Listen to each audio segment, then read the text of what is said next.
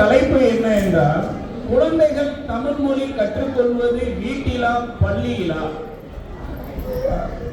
இல்லை, வீட்டில்தான் கற்றுக்கொள்கிறார்கள் அப்படிங்கிறதுக்காக பேசுவதற்காக ஒரு 4 பேர் என்னுடைய இடது பக்கம் இருக்கிறார்கள். முதலாவது இருப்பவர் பேரு தேவா, இரண்டாவது இருப்பவர் அவினாஷ், மூணாவது அருண்குமார், நான்காவது வைத்தியநாதன். இல்லை, நீங்கள் எல்லாம் சொல்வது பொய். வீட்டுல நீங்க எங்க பேச்சே கேட்கறது இல்ல. தமிழ் சொல்லி கொடுத்தாலும் கேட்கவா போறீங்க? பள்ளியில் மட்டும்தான் சொன்னா கேட்பீங்க. அடியாத மாடு பணியாது அப்படின்னு சொல்றதுக்காக என்னுடைய வலது பக்கம் 4 பேர் உட்கார்ந்து இருக்காங்க. முதலாவதாக தங்கை காயத்ரி அவர்கள், இரண்டாவதாக நம்ம எல்லாருக்கும் தெரியப்பட்ட ஒரு ஆளு, அதாவது நீங்க பேசாதீங்கனாலும் விடமாட்டார், அப்பேற்பட்ட ஒரு பேச்சாளர் அவரு. ஆமா, அவர் பேசும், அவர் பேரை எடுத்தாலே நமக்கு தன்னால பல விஷயம் ஞாபகத்துக்கு வருதுல்ல. ஒரு நாள் துர்க்கையம்மன் கோயில்ல நாங்கெல்லாம் வில்லுப்பாட்டு பாடிக்கிட்டு இருந்தோம். அவரும் பாடினார். வில்லுப்பாட்டை முடிச்சுட்டு எல்லாரும் வெளியே கிளம்பணும். இந்த ரஞ்சனி அக்கா, நான், இவரு, அருண் 4 பேர் நின்று அந்த செப்பல் மாட்ட இடத்துல செப்பல் மாட்டிக்கிட்டு இருந்தோம். இந்த ஷூவெல்லாம் போட்டு முடிச்சோம்னா ரஞ்சனி அக்கா கேட்டாங்க, எங்க என் வீட்டுக்காரரை காணும்னாங்க. அவ்வளவு நேரம் கூட தான் இருந்தார். இந்த ஷூ மாட்டின 1 செகண்ட்ல ஆளை காணும்.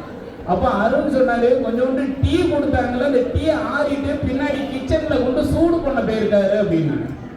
உடனே அந்த சிஸ்டர் பதட்டம் இருக்கு பாருங்க. புருஷனை திருவிழாத்துல வச்ச பொம்பளை கூட அப்படி பதறி இருக்காரு. ஐயோ ஏங்க விட்டீங்க கிச்சனுக்கு அப்படின்னு. ஏன் அப்படின்னு, அங்க யாராவது நிக்கிறாங்களா அப்படின்னு. 2 லேடிஸ் நின்று வெசல் வாஷ் பண்ணிக்கிட்டு இருக்காங்க. ஐயோ பேசினா வரமாட்டாருங்க, கூட்டிட்டு வாங்க அப்படின்னு. அவரு இடங்கடத்த இடத்திலே பேசுவார். இன்னைக்கு சொல்லவா செய்யணும் அவரை பத்தி? இல்லை, பள்ளியில் தான் அப்படின்னு பேசுறதுக்காக ஜெயக்குமார் சார் இருக்காரு. அதற்கு அடுத்தால தங்கை ராஜு இருக்கிறாங்க, திருநெல்வேலிக்காரங்க அப்படின்னு. ஒரு நாள் முதல்ல நான் பேச ஆரம்பிச்சேன், ஊர் திருநெல்வேலியான்னாங்க. திருநெல்வேலிக்காரங்களுக்கு ஒரு விஷயம் இருக்கு, பேச்சுன்னு வந்துட்டு நிப்பாட்டவே மாட்டோம். நானும் அப்படிதான், அவங்களும் அப்படித்தான். அதுக்கு அடுத்தால அனுராதா சிஸ்டர், அவங்ககிட்ட நான் பார்க்குற இடமெல்லாம் சொல்லுவேன், நாங்கள் வில்லுப்பாட்டு ப்ராக்டிஸ், பாட்டு ப்ராக்டிஸ் ஏதாவது இருந்துன்னா அவங்க சொல்லுவாங்க, நான் ரொம்ப பிஸி பிரதர், வர முடியாது, பட் நான் ட்ரை பண்ணுதேன்பாங்க. அப்போ நான் அருண்கிட்ட எப்பவுமே சொல்லிடுவேன், கவலைப்படாதீங்க, கரெக்டாக இருப்பாங்க. ஏன்னா ட்ரை பண்ணுதுன்னு சொல்லி எல்லா பாட்டு கிளாஸு, எல்லா வில்லுப்பாட்டு கிளாஸுக்கும் அவங்க தான் முதல்ல நிற்பாங்க. அப்போ உண்மைதான், சவுண்டு வருதுன்னா உண்மை தானே. ஸோ இப்போ இந்த சபையில் உங்க எல்லாருக்கும் ஒரு 3 கேள்விகள் கேட்க போகிறேன். இந்த 3 கேள்விக்கு யாராவது ஒரு ஆள் பதில் சொன்னீங்கன்னா உங்களுக்கு என்னுடைய சார்பாக $100 தர போறேன். முதலாவது கேள்வி, மண்ணுலகில் பெண்ணாக பிறந்து ஆண் வேடம் கொண்டு அமைச்சர் தொழில் புரிந்து பஞ்சு வஞ்சிகர்களை சிறை கொண்ட அந்த அறிவை உயிருடன் இருக்கின்றாளா அல்லது இறந்து விட்டாளா? அவள் யார்? சகோதர வாஞ்சினை சிவகாரணம் பூண்ட சன்னியாசியின் மந்திரகோடை அவதரித்து எவகரம் புகழும் மண்ணுலகை ஆளுகின்ற மன்னவன் உயிருடன் இருக்கின்றானா அல்லது இறந்து விட்டானா? அவன் யார்? இதுதான் 2வது கேள்வி. 3வது கேள்வி, ஆகாத மதிக்கு உதவிய சுதா மதி கெதி என்ன? இதான் 3வது கேள்வி. இந்த 3 கேள்வி சொன்னாலே நீங்க $100 தரணும். நடுவர் அவர்களே 10 பேரை கேட்கறீங்களா அப்படின்னு நீங்க எல்லாம் நினைக்கிறீங்க. ஆமா, ரொம்ப கஷ்டம் தான். இது எந்த புராண கதையில இருக்குனாலும் உங்களுக்கு தெரிஞ்சிருக்கணும்ல. இப்ப நீங்க நாங்க ஒரு தீர்ப்பை சொல்லி முடிச்ச அப்புறம் நீங்க போகும்போது பேசிக்கிட்டே போவீங்க, அவன் என்ன ஒரு தீர்ப்பு சொன்னா லூசு பையன்னு சொல்லுவீங்க. இப்ப எங்களை பார்க்கும்போது இப்ப ஸ்டேஜ் விட்டு இறங்கும் போது எல்லாரும் சொல்லுவீங்க, நடுவரை சூப்பர் அப்படின்னீங்க, பிரம்மாண்டம், அந்த சாலமோன் பாப்பையா தோத்துட்டா இருந்தீங்க. இப்ப அதுக்காக உடலே பேசும்போது பேச முடியாது, அடிப்பாங்க எல்லாரும் சேர்ந்து. என்ன மொத்தமே 20 நிமிஷம் தான் கரையும். அதனால முதலாவதாக தமிழ் மொழிக்கு ஒரு வார்த்தையும் சொல்லிடும். பொறுப்பிலே பிறந்து தென்னன் புகழிலே கிடந்து சங்கத்து இருப்பிலே வளர்ந்து வைகை ஆற்றிலே தவழ்ந்து பெயரை நீ நெருப்பிலே நின்று கற்றோர் நினைவிலே நடந்தோர் என மறுப்பிலே பயின்ற பாவை நீ மருங்கிலே வளர்கின்றாரே. அப்பேற்பட்ட தமிழ் மொழி இந்த மொழி.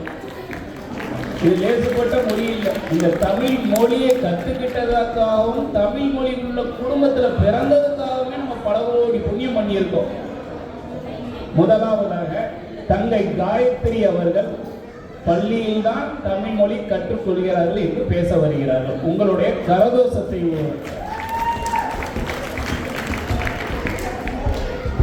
வெற்றி தமிழ் பள்ளி ஆண்டு விழாவிற்கு வருகை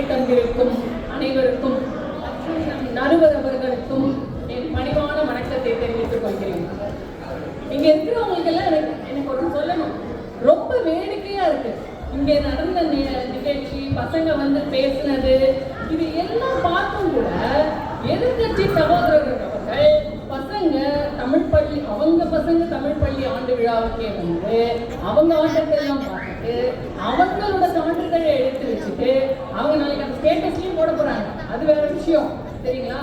ஆனா அவங்க பசங்களுக்கு தமிழை வந்து அவங்க வீட்டுல தான் சொல்லி தராங்களாம். இது ஒரு முழு பூசணிக்காய சோத்துல மறைக்கிற மாதிரி இல்ல.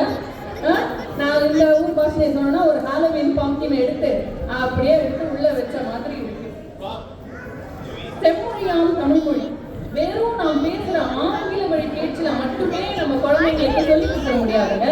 நீங்க வீட்டுக்கு வராங்க பசங்க என்ன கேட்பீங்க, ஹோம்ஒர்க் முடிச்சிட்டியா, ப்ராஜெக்ட் எல்லாம் முடிச்சிட்டியா, இந்த ஹோம்ஒர்க் ப்ராஜெக்ட் இதெல்லாம் உங்களுக்கு என்ன தமிழ் மொழியா?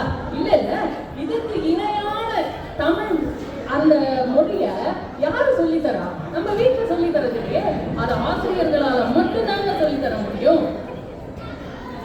மொழியை கத்துக்கிறதுங்கிறது வெறும் பேசுறதுல மட்டும் இல்லைல்ல, அது சரியா எழுதணும், சரியா படிக்கணும், அதை சரியா புரிஞ்சுக்கவும் செய்யணும். அதுவும் இன்றைக்கு இருக்க காலத்துல அப்பா அம்மா 2 பேரும் வேலைக்கு போயிடுவாங்க. இவங்க வந்தா பசங்க கிட்ட பேசவே நேரம் இல்ல, இவங்க தமிழ் மொழி சொல்லி தர போறாங்க. இது வேடிக்கையா இருக்கு. மொழியை முறைப்படி கத்துக்கிறதுக்கு ஆசிரியர்கள் தாங்க சிறந்தவங்க. அந்த ஆசிரியர் இருக்கும் பள்ளியே சிறந்தது.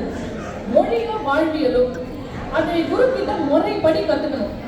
அது இதுக்கு ஒரு சிறந்த எடுத்துக்காட்டா நீங்களே சொல்லுங்க, வேற யாரும் சொல்ல போறேன். நம்ம ஏகலைவனை தான் இன்றைக்கு வரைக்கும் வெளியில சிறந்தவன் அர்ஜுனன் நம்ம நூல்ல படிச்சிருக்கோமா, இல்ல ஏகலைவன் படிச்சிருக்கோமா? ஏகலைவனை பின்னாடி குறிப்பிட்டு தான் சொல்லுவாங்க. அதனால உங்க குழந்தைங்க அர்ஜுனன் மாதிரி சிறந்து விளங்கணும்னு நினைச்சீங்கன்னா குரு கிட்ட அனுப்புங்க. இல்ல பின் குறிப்பீடா ஏகலைவன் மாதிரி இருக்கணும்னு நினைச்சீங்கன்னா நீங்க வீட்லயே சொல்லித்தாங்களேன். சரி, அதெல்லாம் விடுங்க. சக மாணவர்களோட ஒன்று சேர்ந்து படிக்கிற இடம் எதுங்க?